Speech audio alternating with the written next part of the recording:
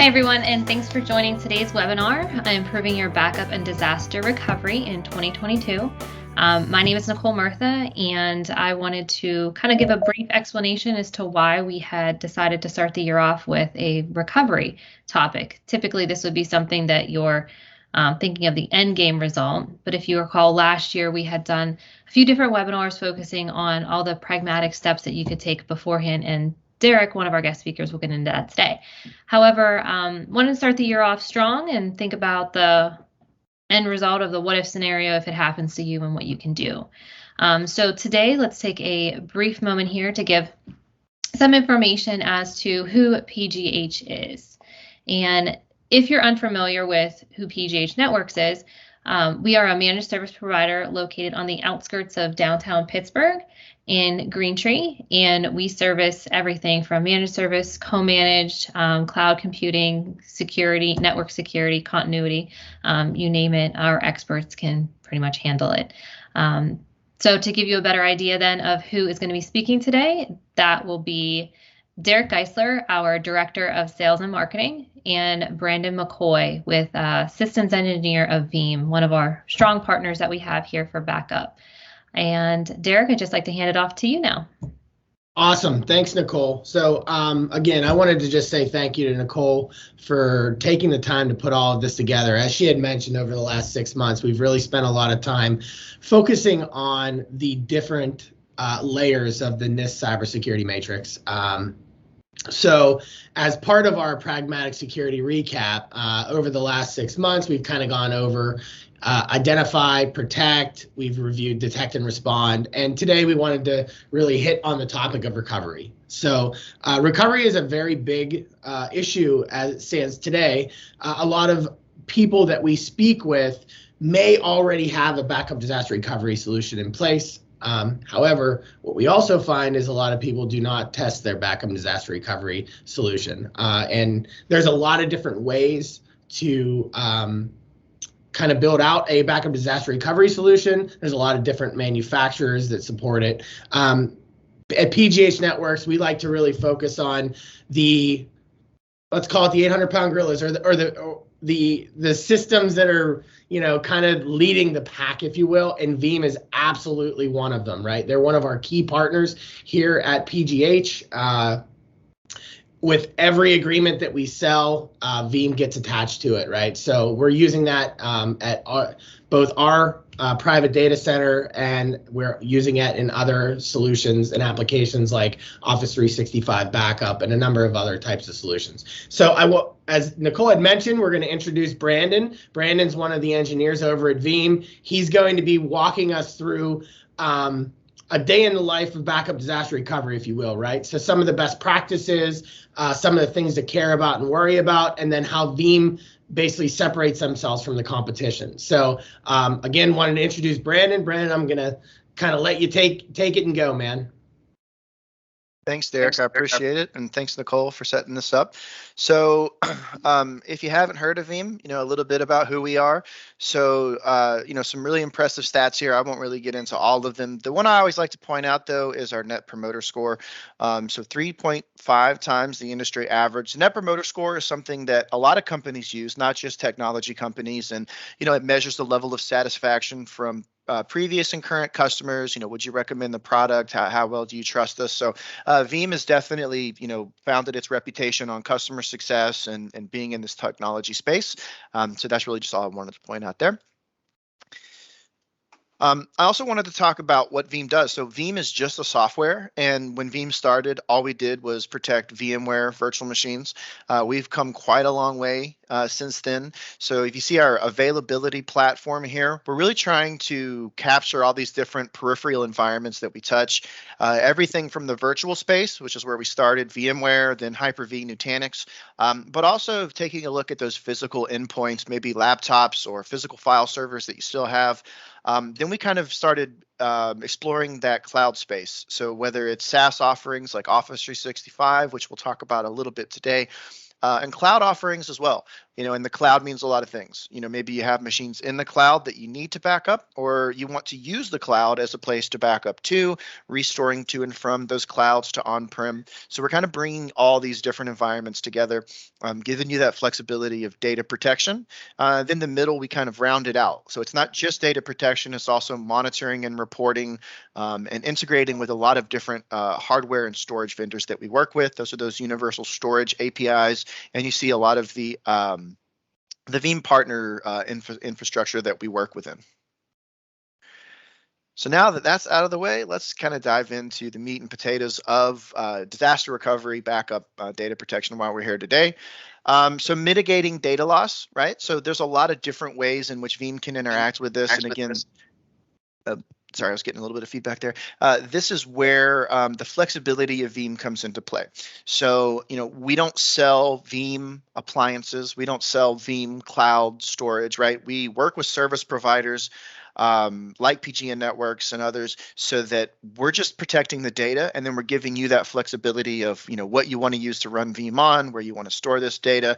And some of the things we see here are like the storage integrations. So a lot of the SAN arrays out there, like the NetApps, Nimbles, 3PARs of the world, so that we can talk directly to these hardware appliances regardless of the vendor. We have our scale out backup repositories. So this is just kind of taking multiple repositories and making them be one giant repository. So we have a lot of ways in which we interact with the backup storage. Then we kind of dive a little deeper into how we're actually taking those backups. So application awareness, right? Maybe this is a SQL server. Maybe this is an Oracle database, and we need to make sure that we're truncating logs and getting all the information within those databases. Veeam can handle all of that with our core products. We don't have to have all these different agents and products to do SQL or Active Directory. It's all kind of built into that base product. And then validating our backups. We're going to talk about that a little more as well. It's great to have a backup, but how do you know that backup is good? At the end of the day, you want to be able to test those. That's the funny thing about all this, right? Is we put all these things in place as all these organizations go and they spend all the money to set up their backups and get everything ready to go, but they don't. But if you get to a situation where you actually have to recover and you haven't really tested that, or you haven't really tested your plan or anything like that, and you go to recover and there's something broken in the backup chain or whatnot, and you're kind of stuck, right? Mm. So I think, we're definitely going to talk through some of that today, and just, be aware that you have to take time and plan this out and plan testing your backups on an ongoing basis. It's really important. The validation really helps though, right? And as you had mentioned, is that ability to basically validate whether that's going to be a successful backup or successful recovery. Absolutely, great point, Dirk. Doing backups, of course, that's where you got to start. Verifying those backups are good. But then when it comes time, push to shove, as they say, being able to restore quickly is always very important. So Veeam has some things on that, like instant VM recovery. At a high level, this is just instantly spinning up a machine from a backup file. We can do this with physical machines, virtual machines, different hypervisors. We have the Veeam Explorers as well. So, maybe your Active Directory server, someone has made some changes in directory services. You don't want to take the time to restore that whole machine to yesterday. You just want to undo those changes that were made. So we can get granular into the applications that we're backing up and allow for very, granular point in time restores. Things like file level recovery. I mean, Veeam's been doing this since the beginning, right? Whoops, I deleted that document. I messed up that Excel spreadsheet. Those are things that we can very easily recover. And then also, just once again, to show you the flexibility of Veeam, right? Whatever you're backing up, whatever you want to back it up into, we touch all of these peripheral environments to let you kind of choose where you want to restore to. So now we get into a little bit of the scary stuff. So, some of these slides were taken from some ransomware presentations we've done. And this was one of the largest ransomware attacks that we'd seen. This was the city of Baltimore. And I believe this was from 2018 or 19. You can see here, they were asked to pay a $76,000 Bitcoin. They said no. They ended up spending $10 million in new infrastructure because they pretty much had to start from the ground up. They also lost an additional $8 million in revenue. Some of the some of that was probably recouped on the back end, but this was during a time where the city of Baltimore couldn't take payments for, utility bills and parking tickets and, things like that. What's really interesting is I followed up on this slide that I created a while back, and they were actually attacked again.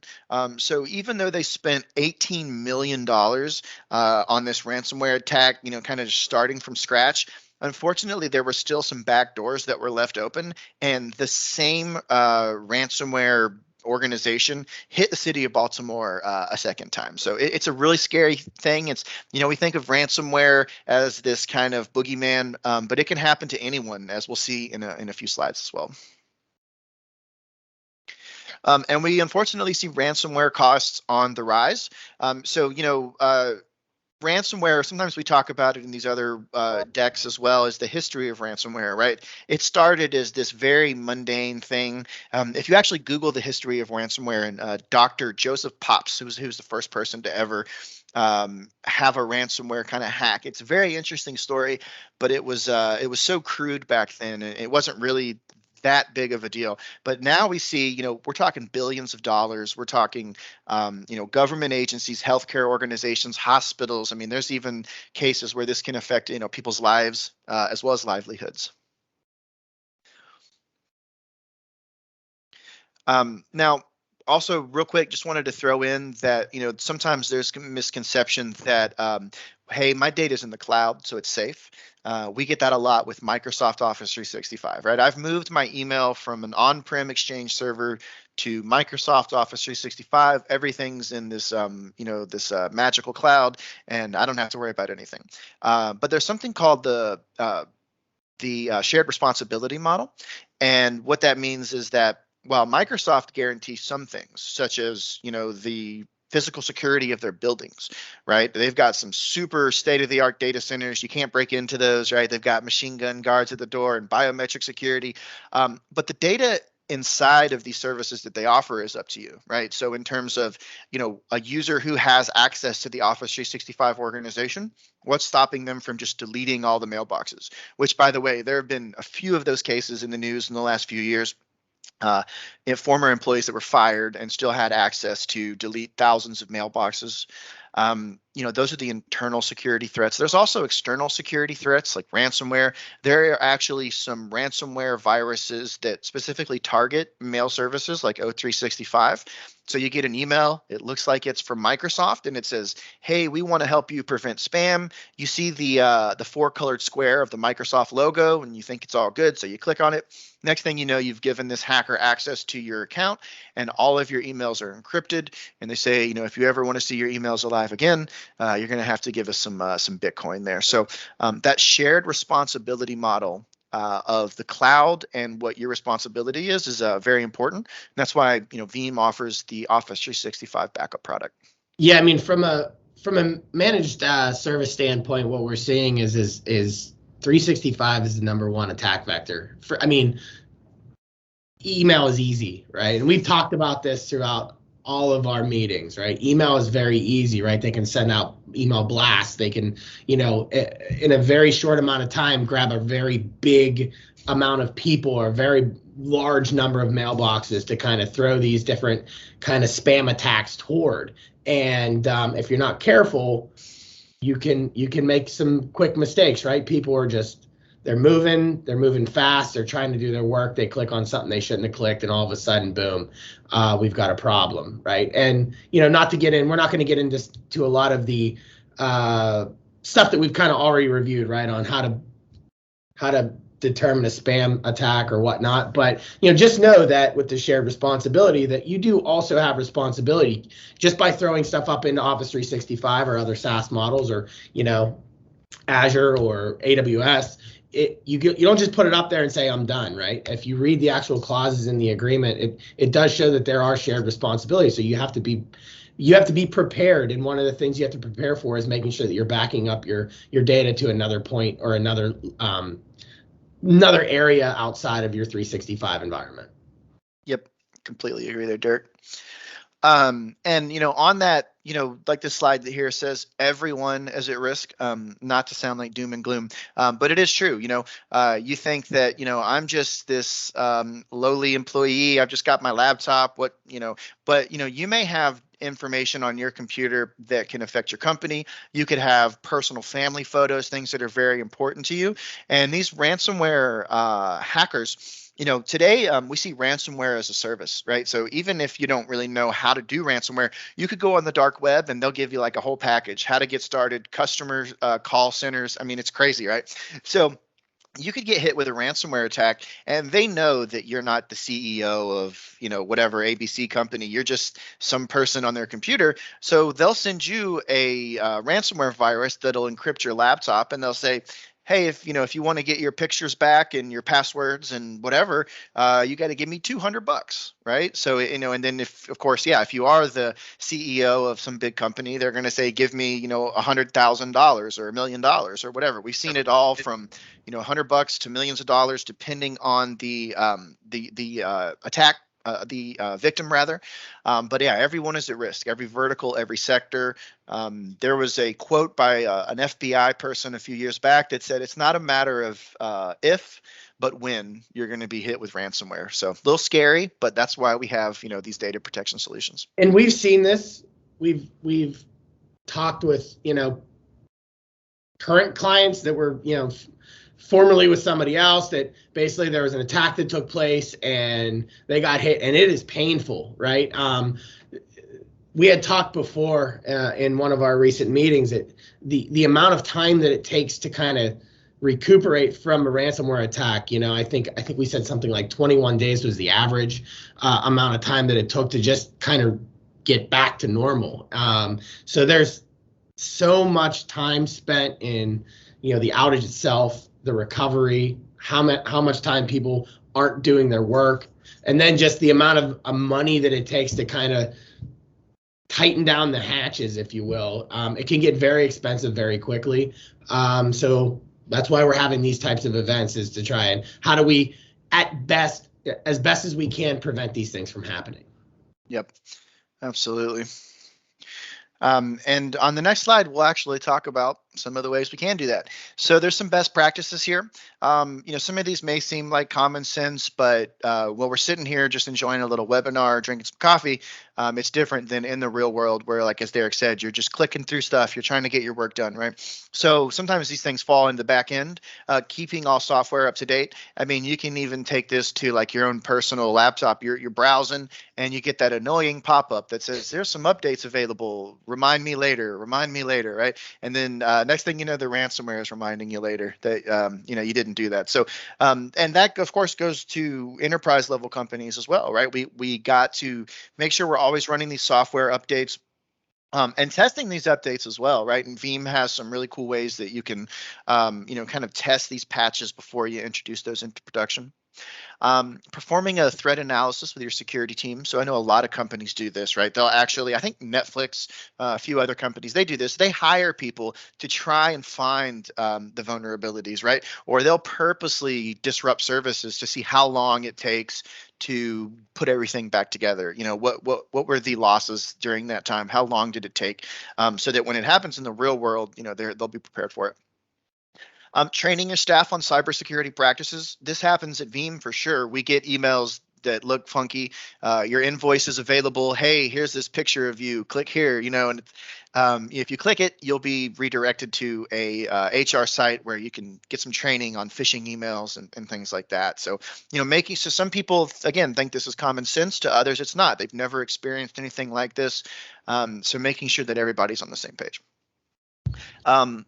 Oh, go ahead, Derek. Were you going to add something to that? Oh no, I think so. As we look through some of these best practices, what you're also going to find and to be aware of is there's also a financial reasoning for doing these. And if you start looking at cyber liability insurance is a huge topic right now. And, probably over the last 3 years, the amount of requirements that cyber liability insurance is forcing people to kind of turn on, if you will, right, it just goes up very aggressively. And, I was on a recent I was on a recent webinar where basically said over the next 5 years, it's just going to get more difficult and more difficult to be insured, because right now the insurance companies are paying out, and that's not something they generally like to do, right?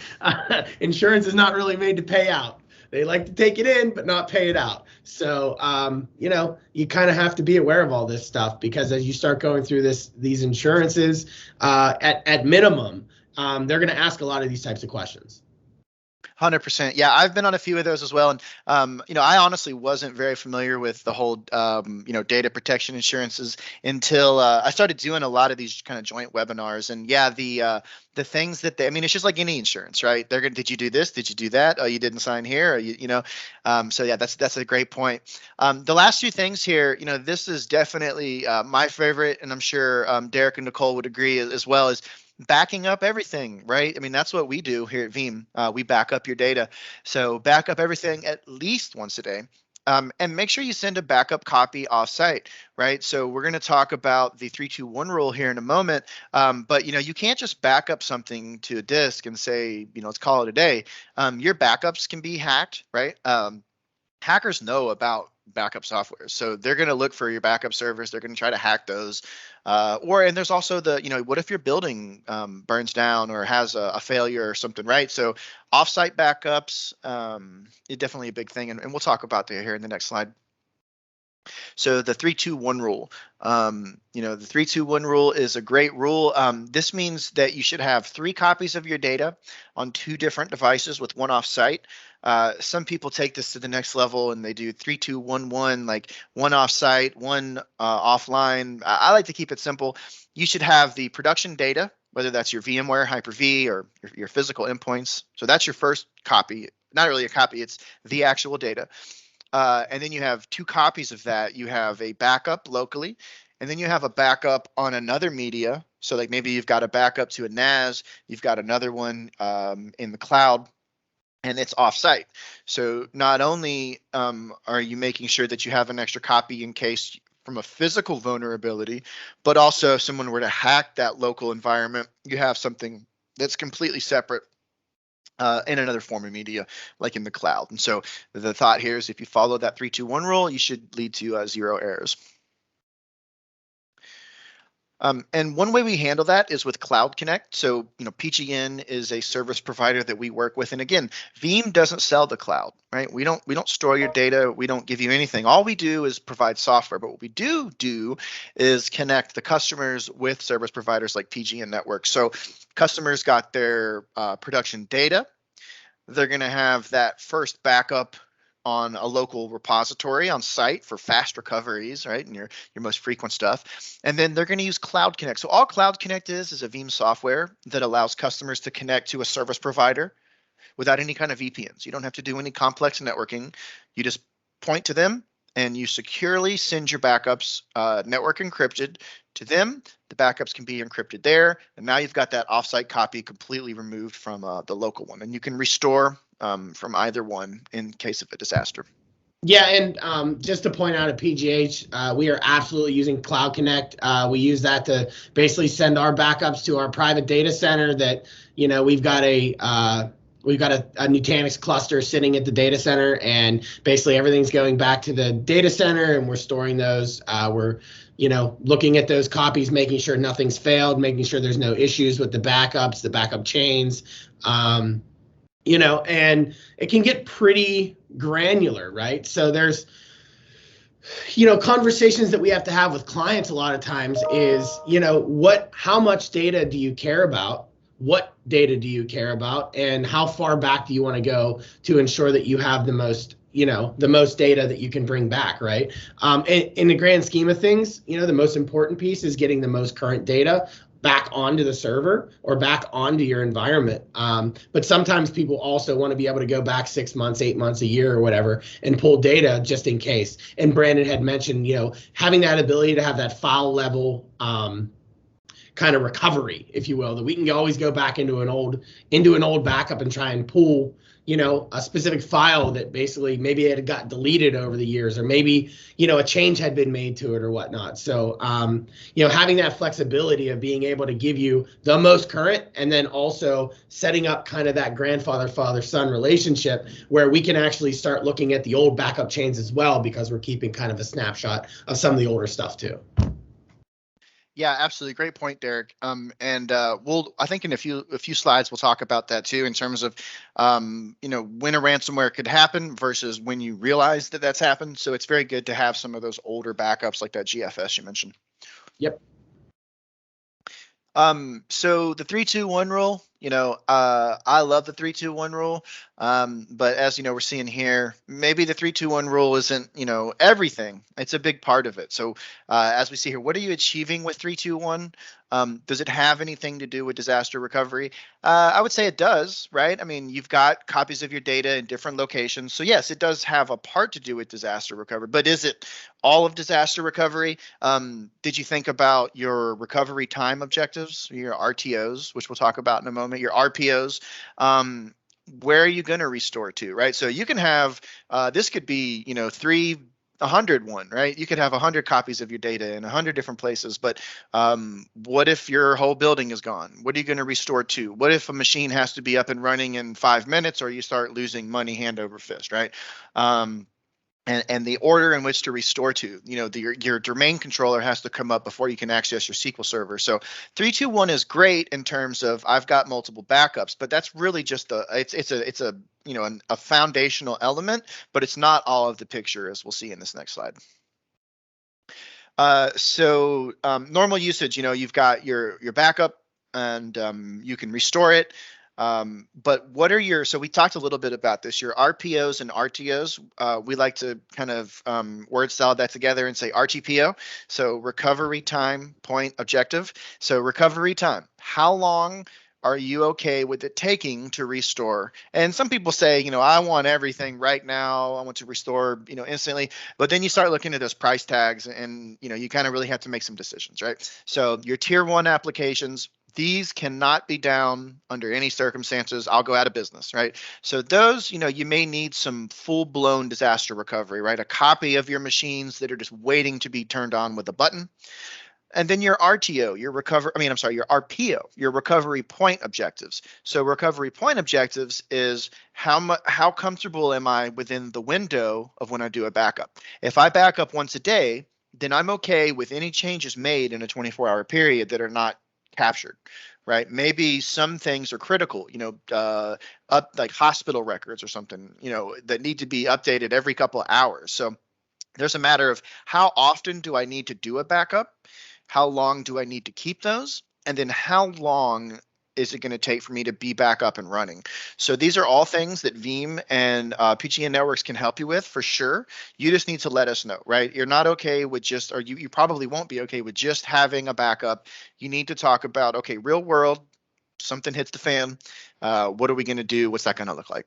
Yeah, and we have these conversations a lot, and actually more and more, as of late, determining, we provide a certain type of backup box, if you will, for local, right? And that will get you basically the ability to have a second copy on site, give you that ability to then send that copy over from the local copy over to the cloud. But there are situations, like as Brandon had mentioned, like, hey, your recovery time and what applications you want to recover within that amount of time, that you might have to properly size a larger server or something like that locally to support getting that back up. Let's say, for instance, your current or your active server, your primary server goes down. It's a power supply that's out. It's something along those lines. It's going to take you 4 hours or 24 hours or whatever your hardware warranty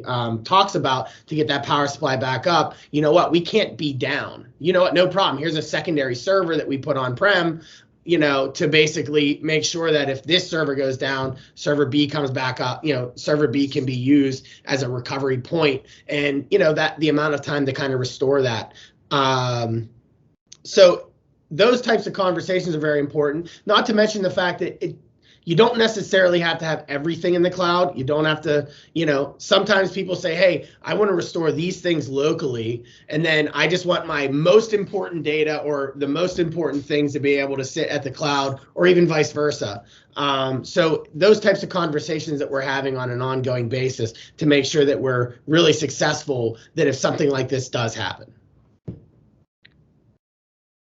Couldn't agree more.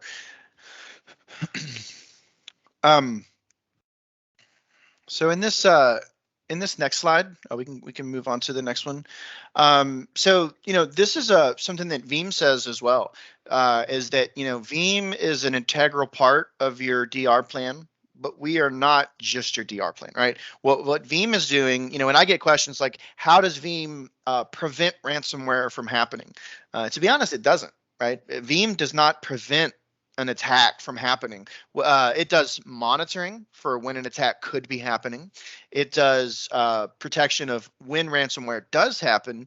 You've got copies of your backups and they're protected from ransomware. We could talk about immutability, where existing backups can't be modified or deleted. But you need somebody like PGH to help you with the disaster recovery plan, right? And that's kind of what we're striving at here. Is we're a big piece of this. We've got your backups, so when ransomware does happen, as it often will, you've got that data to recover from.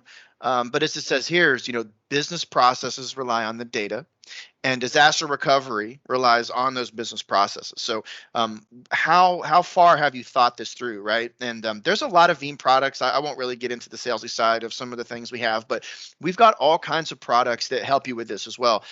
Planning for a disaster. What's going to happen if this hardware goes out? Do I have enough to run it on somewhere else? How long is it going to take to get up and running?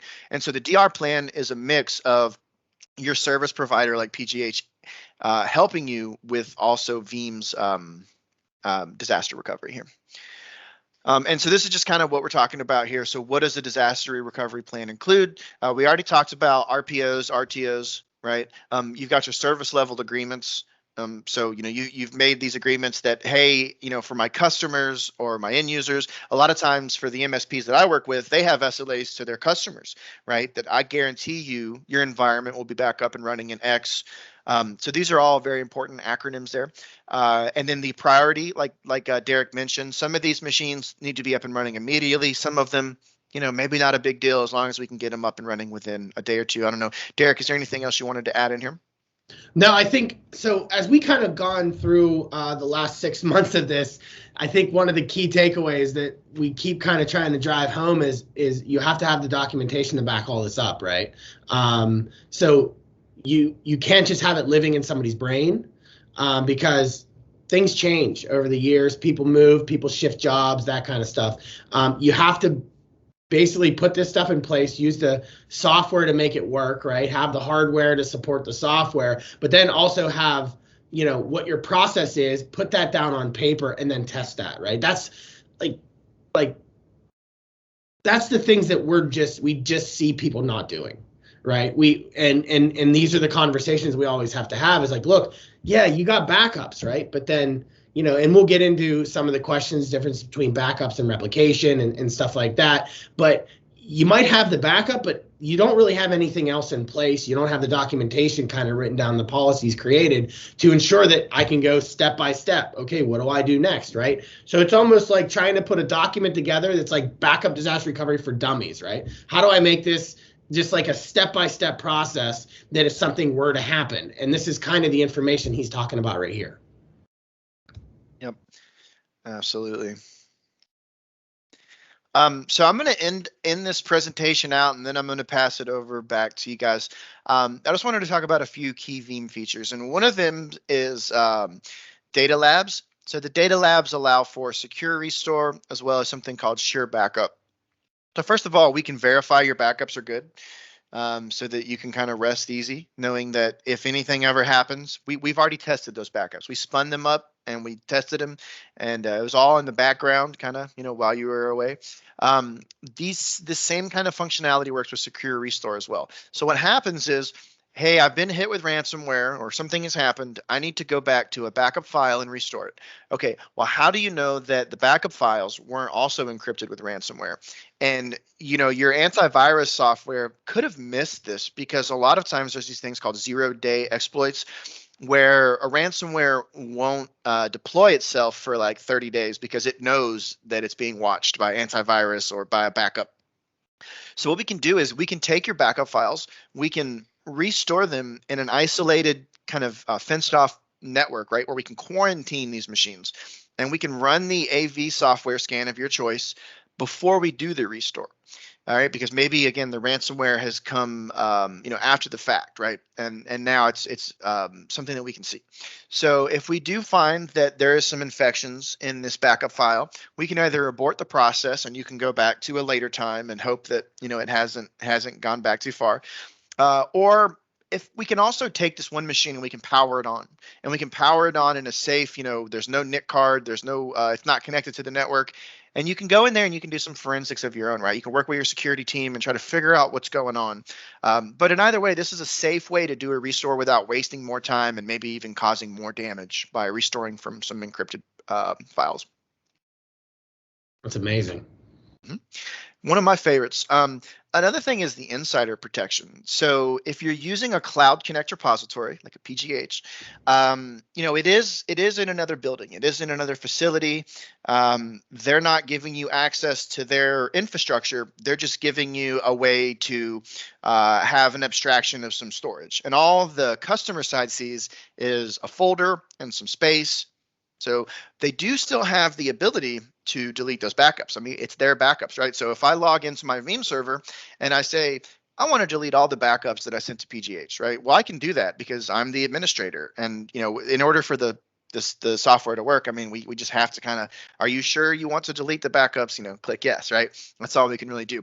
With the insider protection, what happens is when this is enabled and set on the service provider side, if you delete backups before their retention or the insider protection policy has expired, the backups are removed from the customer's cloud repository, just like you've asked, but then they are kept in a global admin recycle bin. So in this case, only PGH would be able to see these backups. And then you could call them up and say, hey, we had a rogue employee or somebody, it was their first day, whatever the case may be. And those backups are still, kind of saved for a just in case, and they can restore those backups for you. It's funny, you wouldn't think that something like that would happen, but there's a reason why you have insider protection as an option, right? I mean, normally when people put these types of things in place, it means it's these types of situations do happen, and they've already happened over the course of history. So, it's a real thing. It's a real problem. 100%. Yeah, insider protection has been around longer than me. I've been here for 5 years, and it's something that has saved people's butts a whole bunch of times for sure. So another thing is immutable backups. This is kind of looking into the public clouds, object storages. Like I said, Veeam is just software. We work with all these different kind of technologies. With certain S3 storages, we do have the ability to lock backups. So very similar to the insider protection, working with a private cloud like PGH, where backups, they're kind of soft deleted. With immutable backups, it's similar, but it doesn't let you delete the backup period. For a specific amount of time. So when backups are sent there, whether you say delete these backups from the Veeam software, whether you try to send encryption to them, they just really can't be touched. So there's some different options there for you as well. And last thing I'll kind of end this with is we've really been talking about backup, and that's what Veeam is backup. But we're also monitoring and reporting, like I kind of alluded to earlier. There is some other products. Veeam One is a big one. So it's got all kinds of alarms, ransomware monitoring, as you see here. When is your repository going to run out of space? Are you sure you have multiple backups? Are you meeting your SLAs? Do you have backups that go back to 30 days? Yada, yada, yada. So lots of monitoring and reporting too, because it's great to have backups, but it's also good to know that your production environment is running good, that your backup protection plan is in place the way you think it should be. Yeah, we're using a lot of this right now to monitor, and the cool thing about it is that we have the ability that we get these alarms and alerts and whatnot, and they get entered into our ticketing system so that somebody can go in and fix whatever needs to be fixed, or rerun a backup, or what have you, if we get an alarm or an alert that something maybe bad has gone or has happened. So really, really great software. Yep, and that's all I had. So unless you guys have anything else, we can open it up, Q&A. So I have a couple questions for you, actually, Brandon. So, Sure. And I had kind of talked about it a little bit before, but we talk about backup, we talk about disaster recovery, we talk about another thing that I think has come up in conversations is replication. What's really the difference between backup and replication in your mind? That's a great question. I'm glad you asked it too, because sometimes the words like copies of backups and replication get conflated within Veeam. A backup copy job is simply that. It's a copy of your backup file, right? It's a flat file. So backups and copies of backups, they're a flat file, compressed and deduped, right? You could have like 20 virtual machines all pushed into this one flat file, taking up very little space, kept for longer periods of time to meet those RPOs, right? Those recovery point objectives. Replication is a literal copy of your VM. So I've got, 5 critical VMware virtual machines.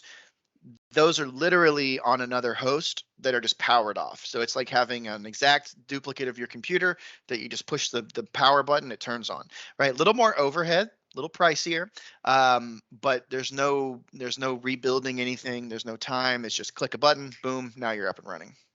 And I think that's important, right? Because there's just so many different forms of backup, and you talk about file level backup, you talk about image-based backup, you talk about all these things, and I think people just don't, especially as business owners, that's just conversations that you guys don't need to have. You need to work with companies like Veeam or PGH Networks to determine what the best approach is, because you may not always need a full image-based backup, or you might not always need full replication. That's going to be chosen based on what software, what tools you're using, what is the most important stuff to your business, and then determining like, okay, I only need file-based backup for these types of things. I need image-based backup, and I want full replication for these other tools, right? So it may be that and correct me if I'm wrong, Brandon, but you may be just kind of picking and choosing to make sure that your policy fits your business, because not every business is not going to be the same.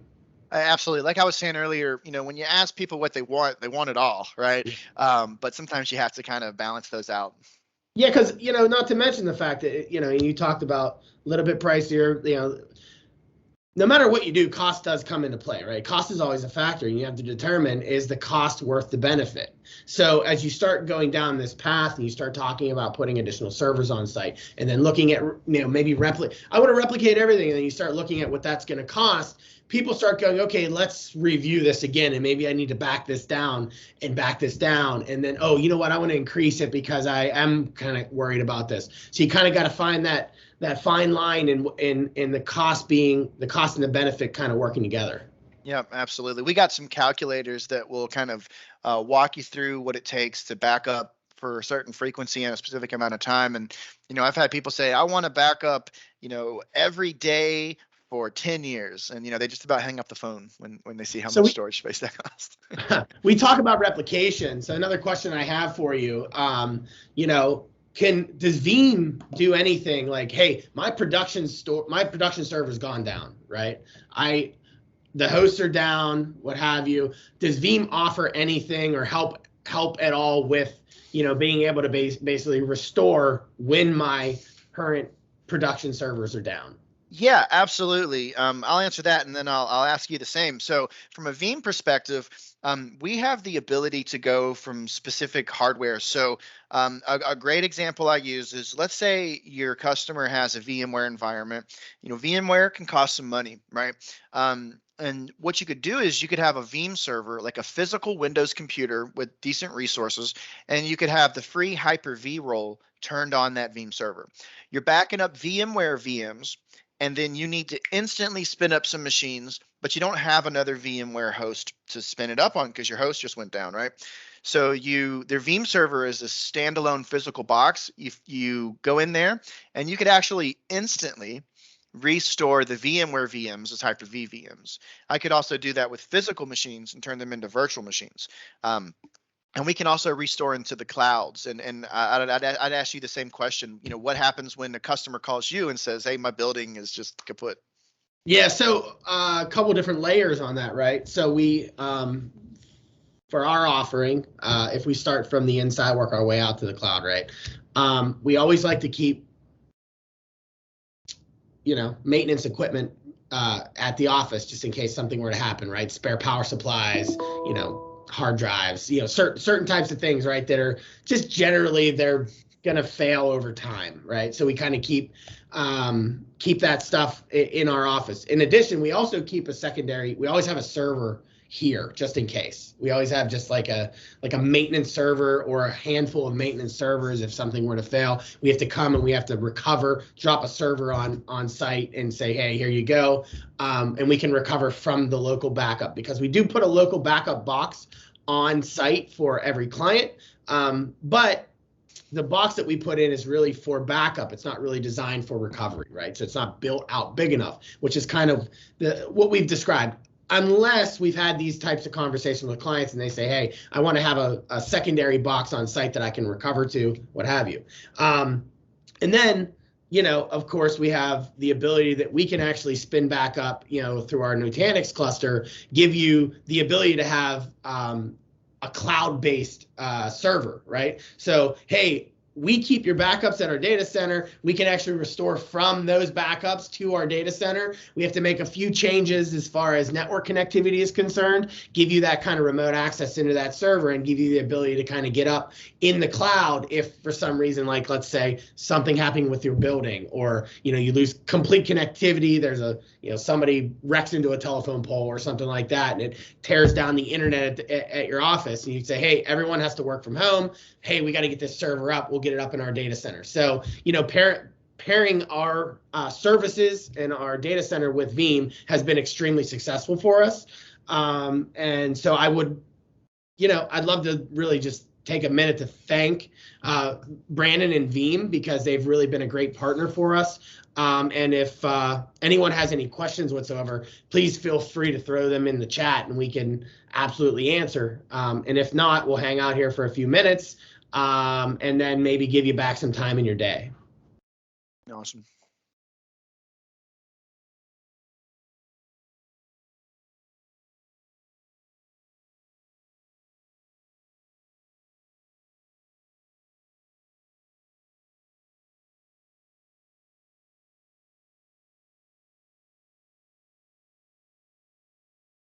So I don't see anything in the chat as of right now, which is okay, no big deal. People tend to be a little bit nervous about asking questions. That's not a problem. Nicole, if somebody really does have a question that they want to ask, where do you recommend? Oh, look, you just dropped the slide in right now, huh? Who would have thought? So yeah, if you have any questions whatsoever as far as this event or any of our previous events or webinars, give us a call, 724-888-7007. Send us an email over to marketing. That'll go to Nicole and my team over at PGH Networks, or, we will have the recording up and visible within our YouTube channel. So make sure that you kind of reach out to us, and we'd love to help you in any way we can. And Brandon, again, thank you so much for your time. I think it was extremely beneficial. And again, as we had mentioned, right, there's, the NIST cybersecurity framework. This is the recover part of it, right? We want to make sure that we kind of get this right, because this is kind of the last ditch effort, if you will, right? When everything else has gone wrong, this is the thing that's going to kind of do what it has to do to kind of keep you and save you. So we want to make sure that we get this right, because it is important. A lot of things have to go wrong for this to take place, but if it's already kind of gotten to that point and this is wrong, we're going to be in a bad spot. So, give us a call so we can kind of discuss this stuff with you. Anything else to add, Brandon? No, I think you hit it on the nail. Excellent. Nicole, again, thank you so much for your time in putting this together. Guys, just so you're aware, we will be having another event soon to come. We believe it's going to be late in February, could be early March, not sure. We're still trying to put together what our topic of discussion is going to be. So if you have an opinion on that, Nicole, where should they go? marketing@pghnetworks.com. Excellent. Yeah, send us an email at marketing, or if you're already a client, reach out to your account manager, your favorite technician, whatever. Make sure that information gets to us, and we'll make sure that we add it as another piece of another topic of discussion for our next webinars. Yeah, absolutely. And any of the prior webinars that we've done all live on our YouTube page. So you can check those out. Like in the beginning, we had discussed the pragmatic security recap. So the prior months, we touched on all of those topics where you can regroup on everything. And like Derek said, any questions or anything, definitely feel free to reach out to us. But you guys did a wonderful job today, guys. Brandon, Derek. All right. Thanks, everyone. Have a great day. Take care. Bye.